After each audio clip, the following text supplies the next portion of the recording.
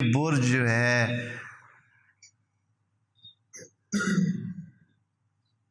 کچھوں نے ان برجوں کو ایک علم حیات کے حوالے سے بھی ہے کہ آسمان کی جو بنائی ہے، انہوں نے ایک حیات بنائی ہے، ایک نقشہ بنایا ہے۔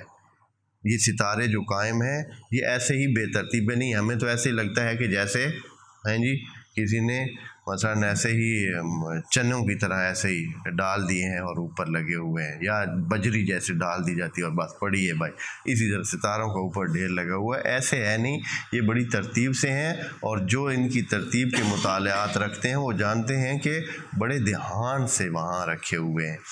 تو جو انسانوں کے ہاتھ میں ابتدائی معلومات کے مطابق آئے ہیں، وہ 12 برج اس طرح انہوں نے شناخت کیے ہیں کہ 12 ایسے خاص قسم کے برج ہیں جن میں سے چاند اور سورج جو ہے وہ ہر برج میں 1 مہینہ گزارتے ہیں۔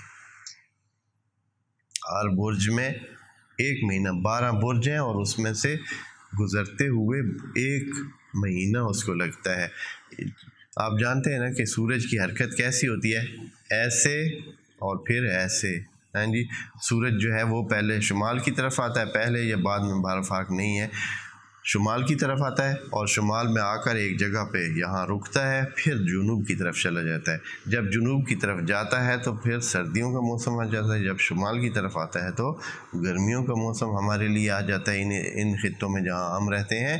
تو یہ ایک طریقہ کار ہے، اور ہر دفعہ وہ 1 مہینہ 21 سے اگلے مہینے کی 21 تک ایک خاص جگہ، وہ ایک خاص برج میں رہتا ہے۔